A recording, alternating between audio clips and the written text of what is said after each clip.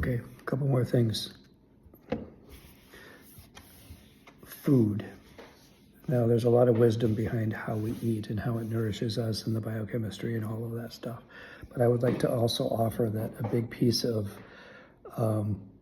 what helps us get through burnout is minimizing the triggers, because we get to the point where we're so underwater in our nervous systems that our nervous systems are so chronically threatened that everything becomes a trigger.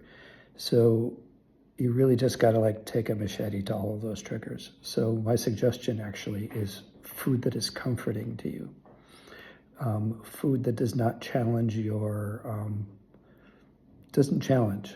Like sometimes you look at something and you're like, oh, I don't want to eat that. It's not, like it just doesn't look good, but I know it would be nourishing. Fucking chicken nuggets and slices of pizza and, your favorite green chili or whatever it is.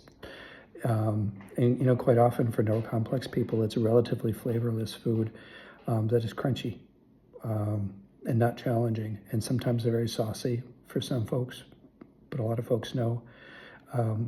Because we feel and taste and experience so freaking much that, of course, when we're in recovery mode, less input and less stress and less workload for our sensory organs is helpful.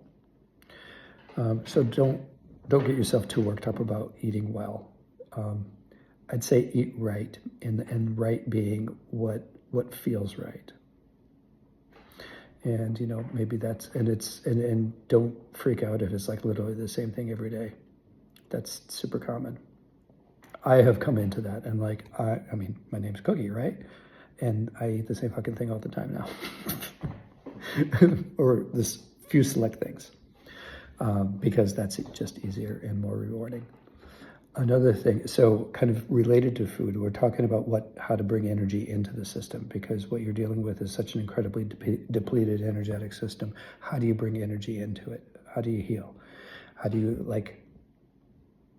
get some levity and some inflation in your empty bag of gas?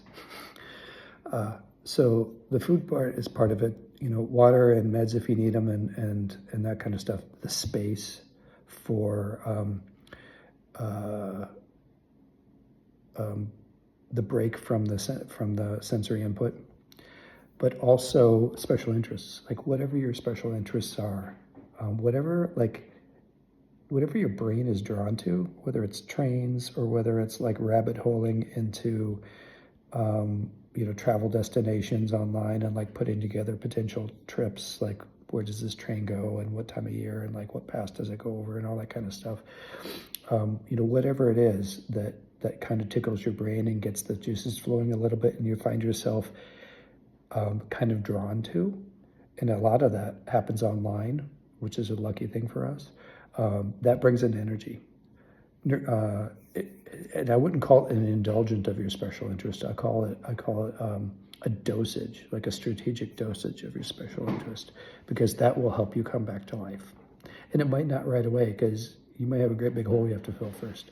But just know that those special interests are really important, and don't consider them to be an indulgence, but rather a primary food group and a nourishment, and they will serve you well.